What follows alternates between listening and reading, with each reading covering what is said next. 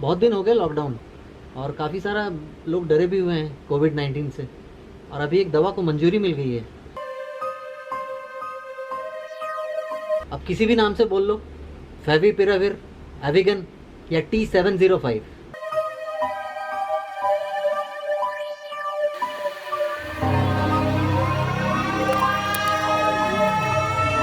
ये जो दिख रहा है आपको carbon carbon carbon double bond alternate और ये नाइट्रोजन, ये है पायराज़ाइन। कार्बोक्सीअमाइड ग्रुप, ये हाइड्रोक्सिल ग्रुप और ये फ्लोरीन। तो यहाँ से नंबरिंग करते हैं 1 2 3 4 5 6 1 2 3 4 5 6। तो ये हो गया, इसका नाम हो गया 6 फ्लोरो, 6 पे फ्लोरो, 3 हाइड्रोक्सी, ये थर्ड पे हाइड्रोक्सी एंड 2 कार्बोक्सामाइड, ये कार्बोक्सामाइड 2 पे। So 6 1 2 3 4 5 6, 6 fluoro, 3 hydroxy, 2 carboxamide, pyrazine carboxamide. So this is the name of the compound, 6 fluoro, 3 hydroxy, 2 pyrazine carboxamide. This is the compound which is called as T705। इसकी listing इस number पे है, favipiravir, favipiravir. इसका और एक नाम Avignon, Japan में use होता है।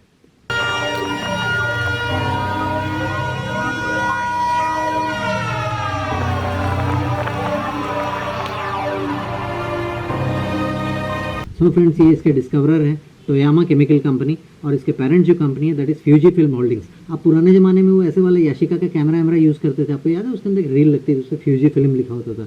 ये फिल्म बनाते हैं कैमराज और उस टाइप की चीज़ें, तो बहुत पुरानी कंपनी है। तो they have had a medical division जिसका नाम है Toyama chemical company. This is based in Tokyo, Japan.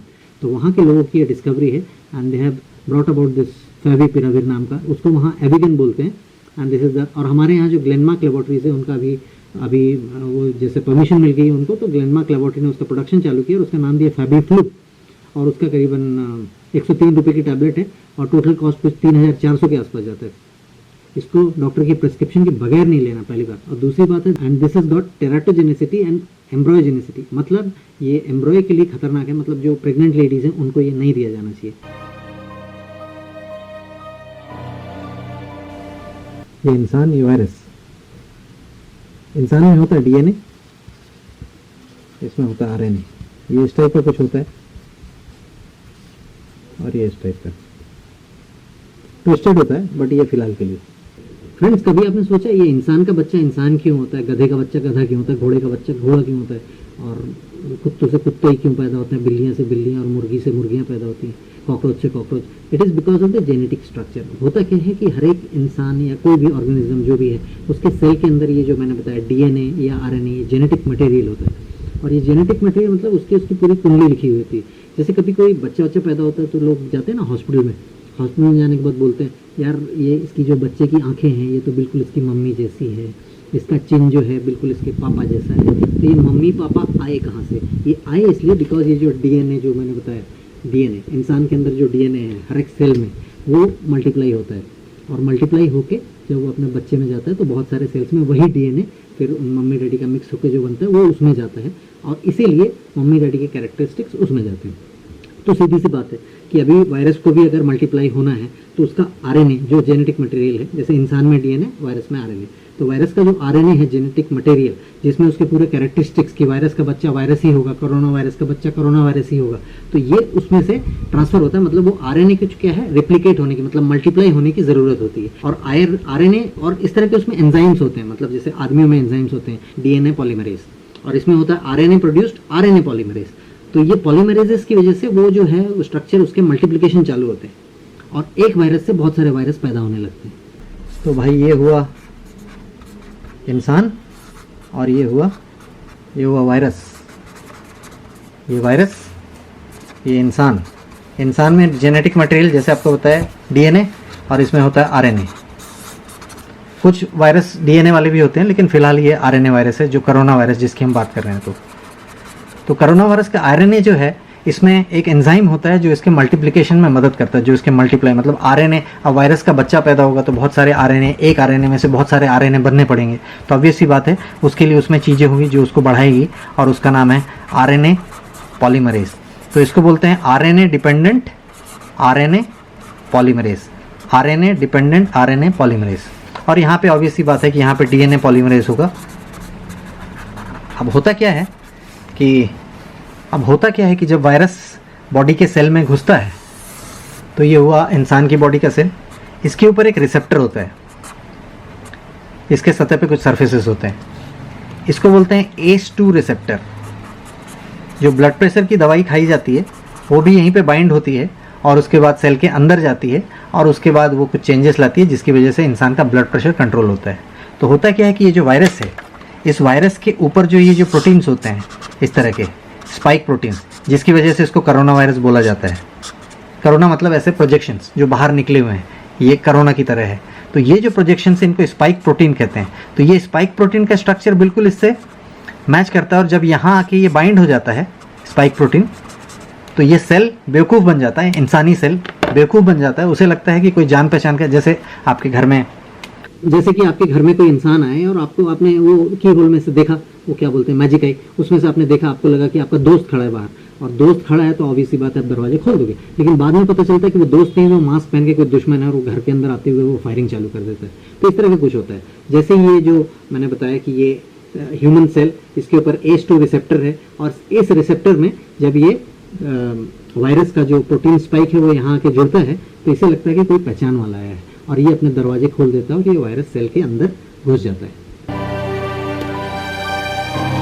तो अब ये वायरस जो है, इसके दरवाजे खुल चुके हैं और वायरस सेल के अंदर घुस चुका है। तो जैसे ही ये वायरस सेल के अंदर आता है, तो ये सबसे पहले क्या करता है, इसकी जो वायरस खुद तो ऐसे डेड जैसा है, उसमें कोई ज़िंदगी होती नहीं है, लेकिन इसके अंदर जो ये मटेरियल है सेल के अंदर का, इसको ये पूरा अपने कंट्रोल में ले लेता है, और सेल के अंदर वो अपना कमाल दिखाना चालू करता है। और ये क्या करता है कि इसकी जो मशीनरी है जिससे ये डीएनए को मल्टीप्लाई करता है, उसी मशीनरी को अपने कब्जे में लेकर वो अपने आरएनए जो इसके अंदर जो है सिंगल स्ट्रैंडेड आरएनए जो मैंने बताया था, इसको यहाँ छोड़ देता है, और बाद में ये आरएनए मल्टीप्लाई होना चालू हो जाता है, और वायरस के बाकी पार्टिकल्स भी बनने चालू होते हैं, और इस तरह से बहुत सारे, एक आरएनए से बहुत सारे आरएनए, और ये ऊपर का जो खोल है वो भी बनता है, और इस तरह से इसका एक वायरस के बहुत सारे वायरस बनना चालू हो जाते हैं, और अल्टीमेटली ये हम कहते हैं कि इसका मल्टीप्लिकेशन हो गया, एक वायरस से बहुत सारे वायरस पैदा हो चुके हैं।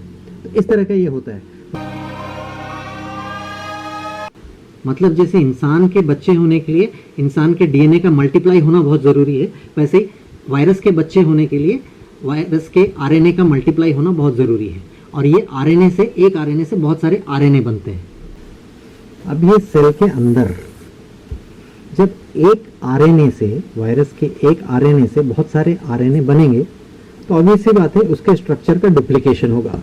मान लो ये आरएनए अब दिखता कैसा है, इसमें होता है एक शुगर, एक phosphate, sugar phosphate, sugar phosphate, तो इस तरह के स्ट्रैंड्स होते हैं। फाइन, इस तरह का कुछ होता है, एक लंबी सी लाइन जैसे, और इसमें आपका कंबाइन रहता है, यहाँ पे 4 चीजें हो सकती है, 4 में से कोई भी एक होता है A, T, G और U। डीएनए अगर लिया जाए तो उसमें होता है A, T, G and C। इसमें सिर्फ ये डिफरेंस है, C की जगह इसमें U होता है, आरएनए में U और डीएनए में C। इनको बोलते हैं nitrogenous bases, adenine, thymine, guanine and uracil. This is adenine, thymine, guanine and cytosine. यहाँ पे है A, यहाँ पे है T, यहाँ पे कुछ और हो सकता है U या G, यहाँ पे फिर से कुछ और हो सकता है U, यहाँ पे भी कुछ और हो सकता है T, कुछ भी एट रैंडम, ये कैसे भी कुछ भी हो सकता है। अब ये चीज बननी है तो ऑब्वियस सी बात है ये सभी चीजें जमा होनी है और इस तरह का एक स्ट्रक्चर बनना है। उसके बाद ये सभी चीजें आनी है और इस तरह का एक स्ट्रक्चर ये यहाँ आके जुड़ना है।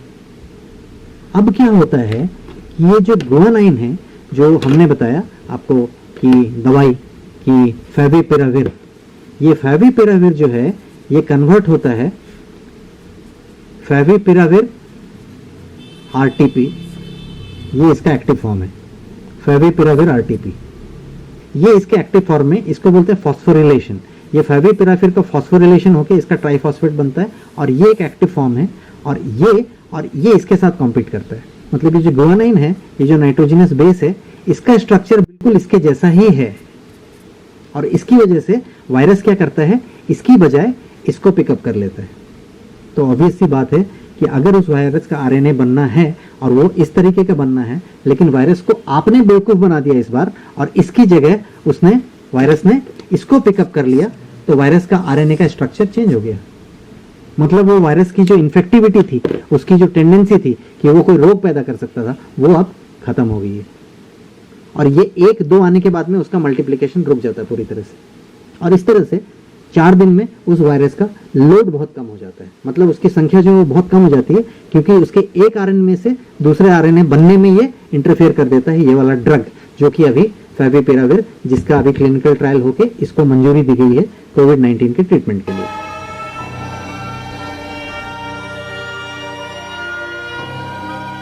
सो फ्रेंड्स, बात यही है कि अभी तक वायरस अपने को बेवकूफ बना रहा था। मतलब वो जो ACE2 रिसेप्टर है, उसमें अपने ये प्रोटीन स्पाइक को बाइंड करके वो दोस्त होने का मतलब ये दिखा रहा था, क्या कहते हैं, ड्रामा कर रहा था, और वो अपने घर के अंदर घुस रहा था, मतलब सेल के अंदर, और उसके बाद आके वो पूरी मशीनरी को कंट्रोल करके अपने वायरस को मल्टीप्लाई कर रहा था। लेकिन पहले वायरस ने हमें बेवकूफ बनाया इतने दिनों, और अभी ये जो ड्रग आया है, अब क्या होगा कि जब वो आरएनए मल्टीप्लाई होगा तो उसमें जो जी है, गुआनाइन, उसकी जगह पे अब वो ड्रग वो प्लेस को ले लेगा और वायरस के आरएनए को मल्टीप्लाई होने से रोक देगा। मतलब जो आपने देखा RNA dependent RNA polymerase, RDRP वाला जो था, उसमें वो इंटरफेयर करेगा और इस वक्त वायरस को मल्टीप्लाई होने से रोक लेगा। तो इसमें होता क्या है कि करीबन 4 दिनों में वायरस का बहुत लोड कम हो जाता है। बट ये ब्रॉड स्पेक्ट्रम मतलब हर एक वायरस के अगेंस्ट में काम करता है। ये सिर्फ कोविड-19 के लिए नहीं है, कोरोना वायरस के लिए नहीं है। तो उनका कहना है कि ये सिर्फ माइल्ड केसेस में दिया जाएगा कोविड के, लेकिन इससे उसका मैनेजमेंट होगा, मिटिगेशन होगा, उसकी जो इंटेंसिटी है, वो जो सफरिंग है, उस टाइम को रिड्यूस किया जाएगा। तो इस तरह से ये दवाई आई है, काफ़ी होपफुल है, और मैं भी काफ़ी उत्साहित हूँ। एक्चुअली मुझे बहुत अच्छा लग रहा है। अच्छा इसलिए लग रहा है कि मैंने कुछ दिन नहीं, मतलब 30 मार्च 2020 में मैंने एक रिसर्च पेपर लिखा था। मैं एक प्रोफेसर होने के नाते, HOD होने के नाते केमिस्ट्री, तो मैं ये सब काम करता रहता हूँ कभी कभी, और मुझे बहुत अंदर से मेरे फ्रेंड्स, मुझे तकलीफ हो रही थी कि हमारे प्राइम मिनिस्टर नरेंद्र मोदी जी भी, कुछ पूरा देश एक ऐसी परेशानी वाली स्टेट में आ गया था, और चारों तरफ मतलब इस तरह का लॉकडाउन, और काफ़ी मतलब बहुत सारी लोगों को खाने पीने की तकलीफ़ और जाने की तकलीफ़, और पता नहीं क्या क्या, एक छोटे से वायरस के कारण। तो मैंने सोचा मैं अपने नॉलेज को थोड़ा सा अपने इस्तेमाल में लाऊं, तो मैंने इसके बारे में पढ़ना शुरू किया, और पढ़ने के बाद मैंने एक रिसर्च पेपर लिखा, और उसको मैंने पब्लिश करने के लिए भेजा 30 मार्च 2020 को। 7 अप्रैल को ये एक्सेप्ट हो गया।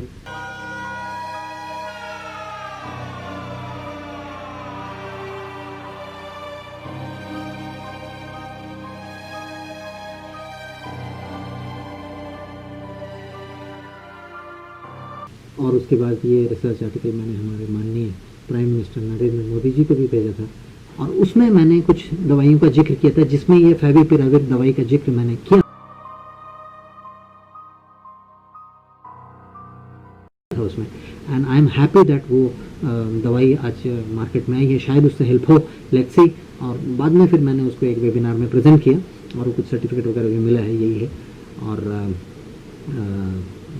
इसलिए मुझे बहुत खुशी हो रही है अंदर से कि शायद पूरा देश, पूरे विश्व जो एक ऐसे परिस्थिति से गुजरा है इतने दिनों में, लॉकडाउन और पता नहीं क्या क्या, कितने सारे लाठीचार्ज, कितने सारे मजदूर बेचारे अपने घर 500-700 किलोमीटर पैदल, जो भी है, अब उसके बारे में बात करना। लेकिन ये जो दुख की घड़ी, हमारे संकट की घड़ी हमारे देश में आई है, उसके लिए शायद हम छोटा सा कुछ कर सकें, जो भी है। तो इस तरह का करते हुए मैंने इस चीज़ को जब पब्लिश की, तो मैंने कुछ ऐसा सोचा था, पता नहीं इसमें कुछ रास्ता निकल आए। लेकिन आज मैं देखता हूँ कि उस फेविपिराविर एविगन, जो कि जापान में यूज़ किया जाता है इन्फ्लुएंजा के ट्रीटमेंट के लिए, तो उसका फिर से इस्तेमाल भारत की गवर्नमेंट करने वाली है, और ग्लेनमार्क लेबोरेटरी ने इसको बना लिया है, और ये कुछ ही दिनों में मार्केट में आ जाएगी। तो होपफुली देखते हैं कि पहले फेविपिराविर का शायद इस बार कुछ अच्छा बेनिफिशियल इफेक्ट पड़े। सो फ्रेंड्स, इसी बात के साथ I think I am feeling quite happy about it, and I wanted to share this with you as soon as possible। और इसीलिए मुझे लगता है कि अभी कुछ एक होप, एक आशा की किरण अंधेरे में एक छोटी सी वो नज़र आ रही है। लेकिन द क्वेश्चन इज कि अभी लोग सोच रहे होंगे कि क्या भाई दवाई आ गई है, तो क्या मैं मास्क पहनना छोड़ दूँ, क्या मैं सोशल डिस्टेंसिंग छोड़ दूँ, क्या मैं हाथ धोना छोड़ दूँ? No no no no no no, you are suppose to do it still. Mask आप अभी भी पहनिए, सोशल डिस्टेंसिंग मेंटेन करिए, शील्ड पहनिए, और उसके बाद आप जो है हाथ धोने का वो तो WHO प्रोटोकॉल के हिसाब से जैसा है वैसा करना ही है। तो ये सब इसलिए करना है बिकॉज कोविड-19 की एग्जैक्ट दवाई अभी तक नहीं बनी है। ये सिर्फ एक एंटीवायरल मेडिसिन है जो कि ब्रॉड स्पेक्ट्रम है, हर एक वायरस के इसमें काम में आ सकती है। जो माइल्ड केसेस हैं उसके अगेंस्ट में ये काम में आने वाली है, ऐसा इनका कहना है। और इसका भी देखते हैं आगे वाले आने वाले दिनों में पता चलेगा कि क्या है। तब तक तो भाई जैसे चल रहा है वैसे जो भी है। So take care of yourself and see you, bye bye, जय हिंद, थैंक यू।